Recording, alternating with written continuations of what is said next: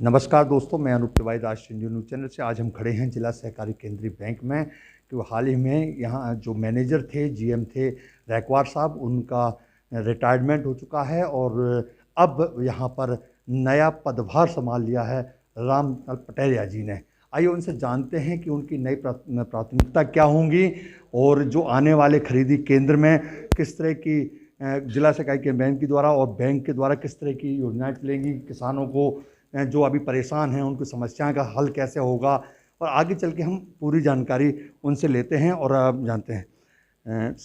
Sir, सबसे पहले तो आपको बहुत बहुत बधाई नए पदभार संभालने के लिए। Thank you sir. सर, एक है कि अभी रैकवार साहब थे और आज आपने ज्वाइन कर लिया है जी। अभी किसानों को लेकर जैसे खरीदी केंद्र भी आने वाली है, तो आप लोगों की क्या प्राथमिकता रहेंगी, किस तरह सुविधाएं मिलेंगी किसानों को, बताएं। मेरा उद्देश्य है, चूँकि मैं इसी ज़िले का रहने वाला हूँ और किसानों की हर समस्या के वाकिफ़ भी हूँ। मेरा उद्देश्य है कि जो किसान गेहूँ बेचने आए उसकी समय पर तुलाई हो, और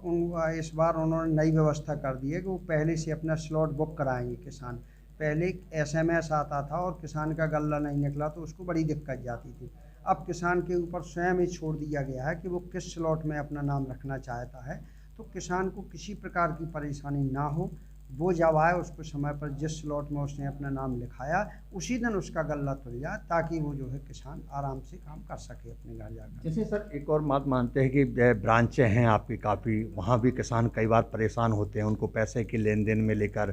कई जगह पर ऐसी कई विपत्ताएं रहती, लेकिन आपके आने के बाद में ब्रांचों में मैनेजरों को किस तरह की हिदायत दी जाएंगी कि किसान परेशान ना हो। जी, मेरा उद्देश्य जब पहले भी यहाँ संचालक मंडल कार्यरत था तब ये होता था कि समिति की वसूली 40% होगी तब ऋण बांटना चालू करेंगे। तो संचालक मंडल से मैंने ये प्रस्ताव कराया था कि जो अच्छे किसान हैं और जो पैसा जमा जल्दी कर देते हैं उनको पैसा लेने में बड़ी दिक्कत जाती है। मैंने उसको अनुभव किया तो मैंने एक आदेश उस समय भी पारित करवाया था कि किसान यदि आज अपने पैसा जमा करता है तो उसको तीसरे दिन हर हालत में यदि वो ऋण लेना चाहता है तो उसको दोबारा ऋण के रूप में राशि लौटाई जाएगी। किसान किसी भी प्रकार से परेशान ना हो, चूँकि किसान के पास समय कम होता है। इसलिए मेरा स्पष्ट निर्देश है सभी जगह कि जैसे ही आपके पास विड्रॉवल आता है आप एक दिन के अंदर चेक करके दूसरे दिन हर हालत में किसान को ऋण राशि उपलब्ध कराएं, ताकि किसान प्रसन्न रहे। जैसे कि सोसाइटियों में हमने देखा है, अधिकांश देखा है कि किसान बहुत परेशान होता है, कहीं ना कहीं सोसाइटियों में घोटाले भी सामने नज़र आते हैं।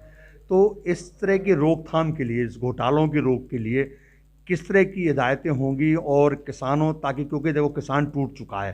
क्योंकि बुंदेलखंड के किसान की स्थिति ये है कि अभी ओलावृष्टि भी हुई है, लेकिन वही आशा करता है कि क्योंकि आपका बैंक है जो किसानों का बैंक है, उसमें प्राथमिकता आपकी कैसी रहेगी ताकि सोसाइटी और आपके जो घोटाले होंगे इसको रोक कैसे लगाई जाए। गबन घोटाले के संबंध में हम ब्रांच मैनेजर्स को भी सख्त हिदायत दे रहे हैं, और इस बार हमने एक नई व्यवस्था कर रहे हैं कैशियर की। कैशियर को ये सख्त निर्देश दिए जा रहे हैं, चूँकि सभी नए लड़के हैं और बहुत ही होशियार हैं, वेल एजुकेटेड हैं, कि आप जो है पैसा केवल किसान को देंगे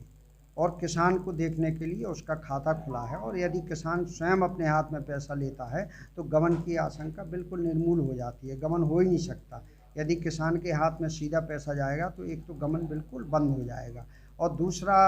यहाँ जो है समय समय पर हमने ये आदेश दिया है कि नवीन कृषक को जो ऋण बांटना है वो 5% के अधीन रहेगा वसूली से, और पुराने कृषक के जो है डीएमआर की लिस्ट देख करके ही आदमी फाइनेंस करेगा। तो इससे जो है गबन की आशंका बिल्कुल ख़त्म हो जाएगी, और जितना किसान ने जमा किया प्रथम चरण में हम उतनी ही राशि किसान को लौटाएंगे, क्योंकि हमको वित्त व्यवस्था करनी पड़ती है अगले पूरे वर्ष के लिए। तो हमारा किसानों से ये अनुरोध है कि अभी वो बढ़ा करके पैसा ना लें। यदि उन्होंने 1 लाख का ऋण चुकाया तो 1 लाख 3 दिन के अंदर वापस ले लें, और इसके बाद हम जो है जुलाई तक अपना पूरा परीक्षण करके यदि हमारे पास बहुत अतिरिक्त फंड आता है तो हम उसमें 5% की वृद्धि करके बढ़ा करके भी लोगों को पैसा देंगे। जैसे खरीदी केंद्रों में हम लोग देखते हैं कि किसान के पास में जब जाते हैं तो उनसे तोलाई का पैसा, पानी का पैसा और फिर उसके बाद डिब्बे और अन्य कई चीज़ों के पैसे लिए जाते हैं। आपके आने के बाद में और आपकी टीम किस तरह काम करेगी ताकि जो खरीदी केंद्रों तक पहुंचे और किसान के इस तरह जो छलावा होता है वो ना हो, उसके लिए क्या करना है?